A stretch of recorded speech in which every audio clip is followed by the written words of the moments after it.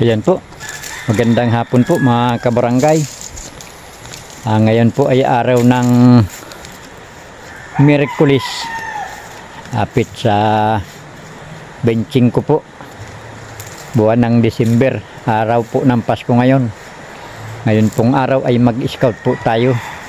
Dito po tayo sa bukid. Ayan po.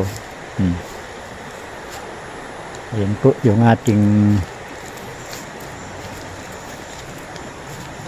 ang ganda po. Nagulpi po ito ng bagyo. Ayan o. Ito po yung kahoy niya. Ayan. Ayan po. Tuloy po tayo dito sa dito po ako ngayon sa bukid. Ayan po. Yung atin pong i-scout. Tuloy po tayo dito sa bahay. Ayan po. Ito po yung kanyang bahay.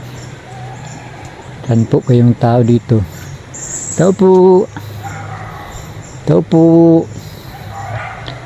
Ayan po. Wala po yung tao. Ayan po yung kanilang bahay.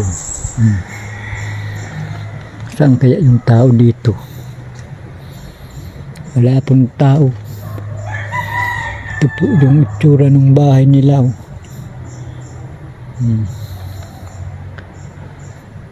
Ito yung kagamitan. Nangalak.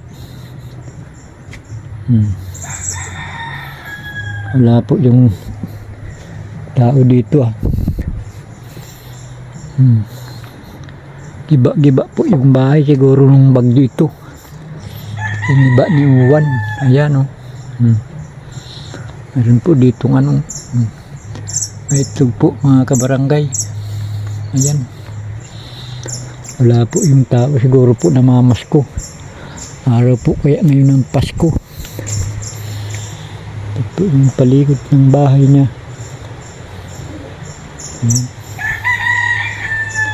Walang tao. Ang itsura ng bahay. Siguro po namamasko yung tao dito. Ayan. Plano po sana nating bigyan man lamang ng kaunting pamasko. Wala po ay. Ayan po, walang tao. Hanggang dito lamang po. Bye bye.